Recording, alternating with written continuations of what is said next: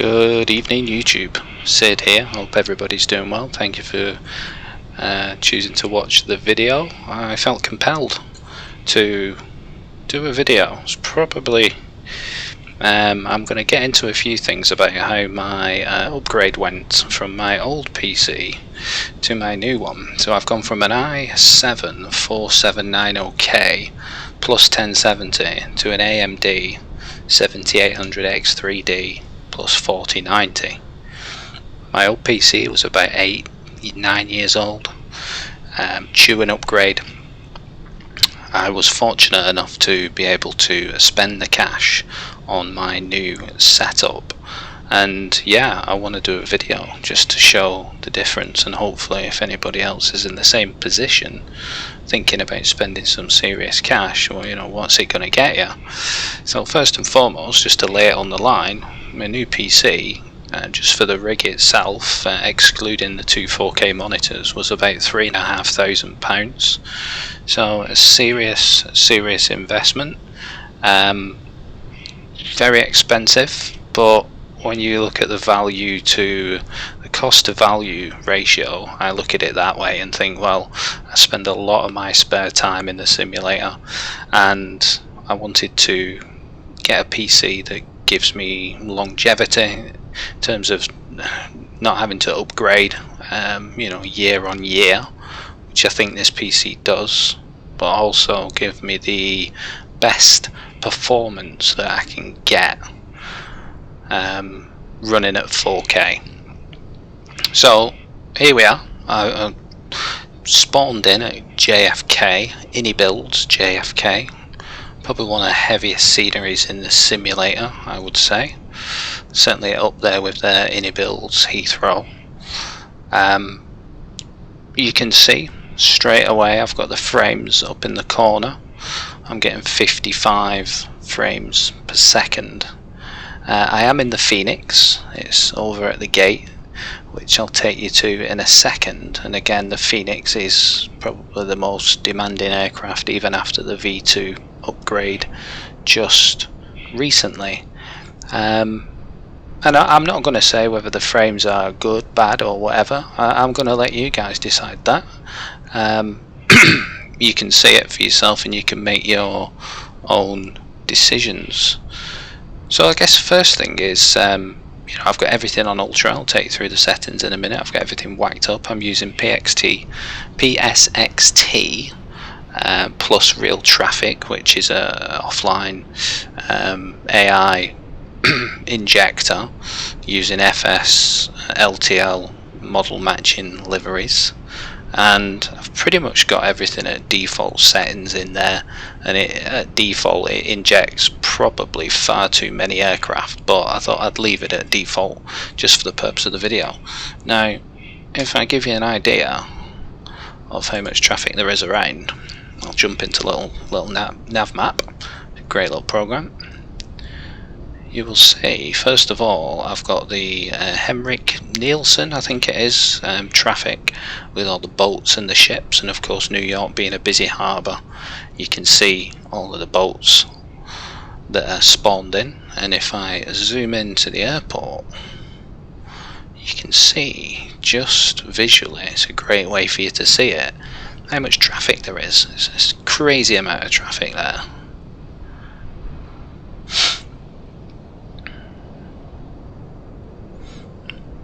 Delta on short final, so definitely headway there in terms of turning some of those settings down. But even with all of that traffic, come back into the sim and let it settle, I'm getting 50 frames per second. So let's jump into the aircraft and let the sim just sort itself out.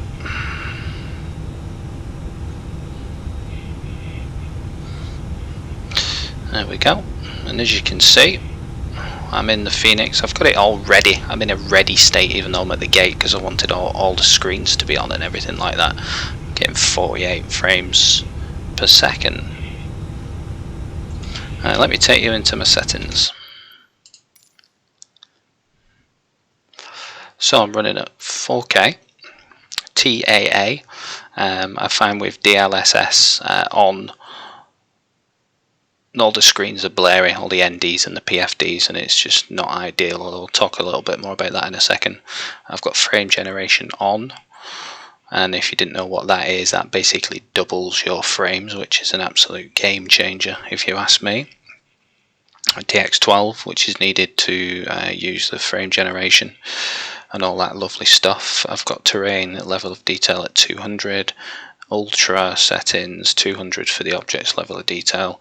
To be honest, I don't normally have 200. I was flying the Comanche, normally fly that at 150. That's a that one slider there is a real performance killer, so you can play with that as you will. And then objects level of detail, yep, 200. Everything else is on pretty much ultra. I've got a couple of things turned off.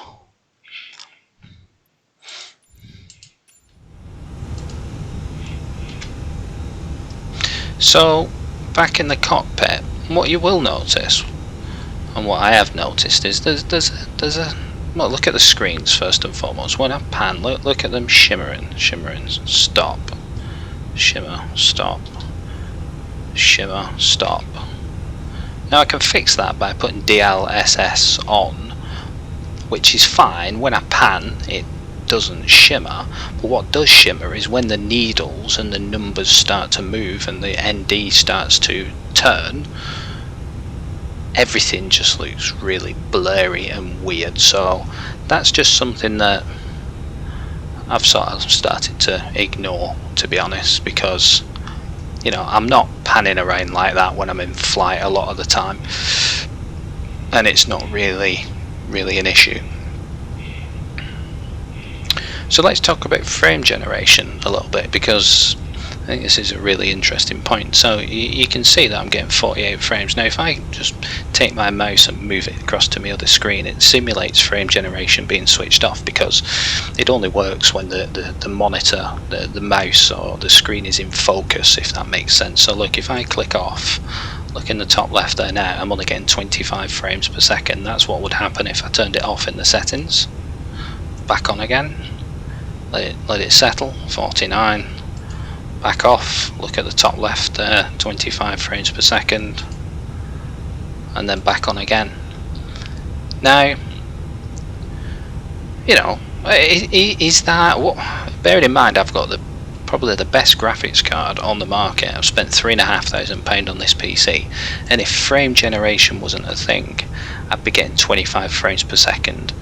Granted, that's a InnyBuilds JFK with all of this traffic on, which is probably overkill, and I probably wouldn't fly with this amount of traffic on anyway, because the AI just gets in your way a lot of the time.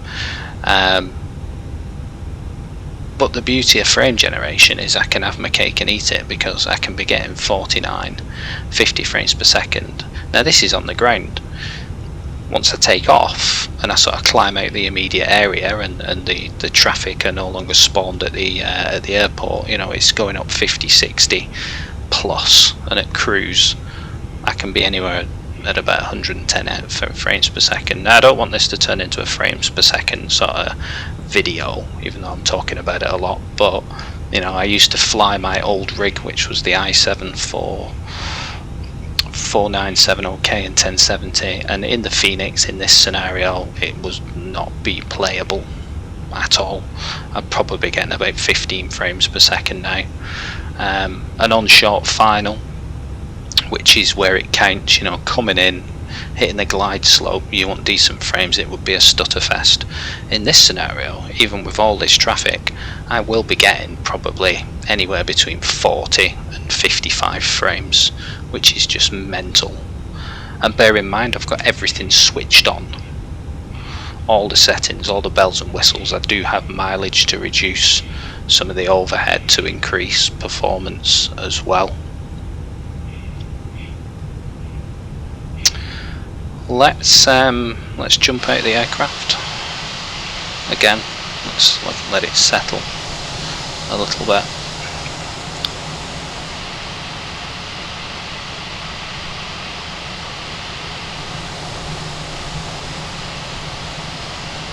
You know, still getting 50 frames per second there. I've got live weather, as you can see, so let me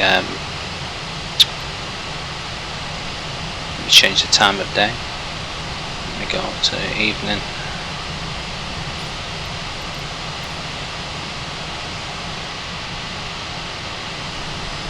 Again, always let it settle. Have a minute just for everything to load in. You can see. You see, panning around there as there's New York in the distance. You know, big heavy photogrammetry area with New York.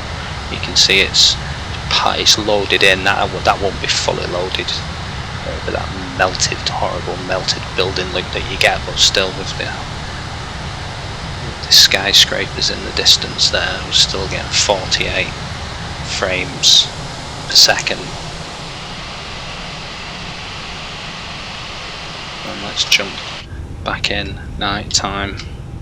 Let's get the dome light on so you can see. I've got all the screens up really bright now.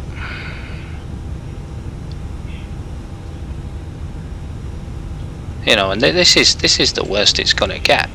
That's the good news. I mean, the worst it's gonna get is 50 frames per second on the ground at any builds. JFK with all that traffic on, and I can still turn quite a lot of settings down and remove quite a lot of AI. Just taking half of the AI away would probably increase my frames by about 10 or 15.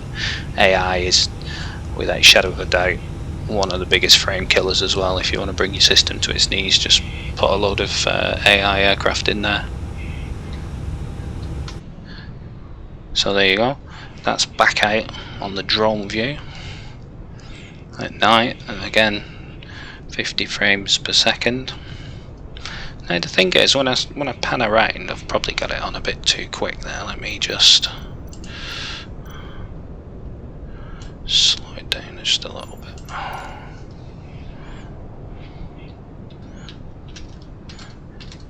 Yeah, the thing that I've noticed as well with this setup is, I'm not sure if it'll come across on the video, but it's just how smooth it is. Now there's a little not a stutter, more of a shimmer at JFK, but again, I've got everything. Look how much traffic there is here, it's ridiculous. You know, like nearly every stand's full.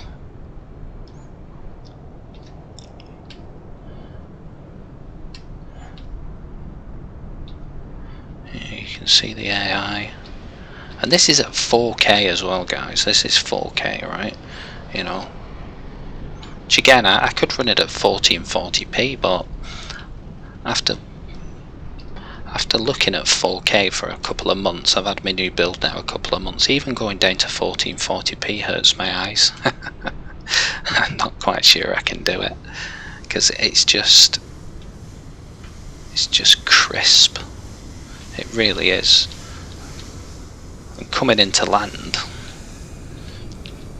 you know, you want to be super smooth. Everybody wants a smooth landing, right? You know, it's not modelled, is it? Again, keep your eye on the frame counter. Can't quite do it. Hang on. It's always a fiddle, this bit.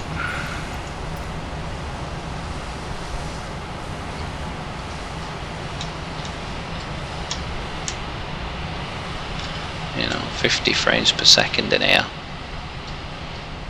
Sometimes I just sit myself down virtually and just watch the planes. That's a bit sad. You can actually sit in here and pretend you're waiting at your gate, to be honest. Is that my aircraft? No, that's a Delta one there. You know, I could be sat there just waiting. But anyway, I digress. Oh look, I've ended up back at my Phoenix. That was by pure chance. But it is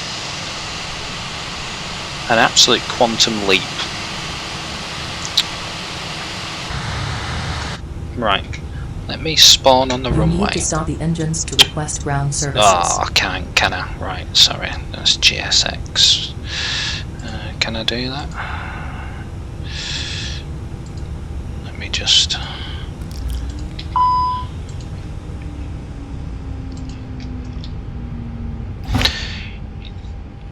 So I guess the purpose of this video as well was just to show anybody, you know, if you're looking at spending a serious amount of cash, is it going to be worth it? Well, if like me you are upgrading from a 7, 8, 9 year old rig, absolutely. Do you want to run at 4K? You know, and have really good performance even at the most demanding of airports? Absolutely. Right, let's reposition. Where are we? What's the active runway? Is it 22, right?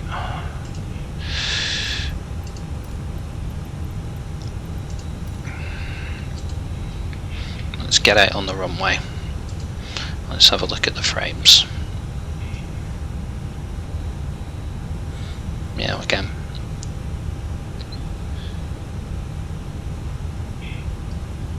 .48 frames per second there, and again you can see it's just, it still blows my mind, to be honest, even after 2 months. I mean, look, the aircraft are flying off, they're so smooth, everything just looks really, really nice.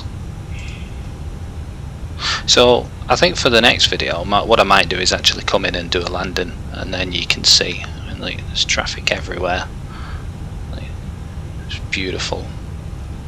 But yeah, I think I might come and do a video and actually land and do a sort of final approach kind of video, just to show you it in motion. I don't want to do that now because the video will be too long. But yeah, so closing thoughts, was the upgrade worth it? Absolutely.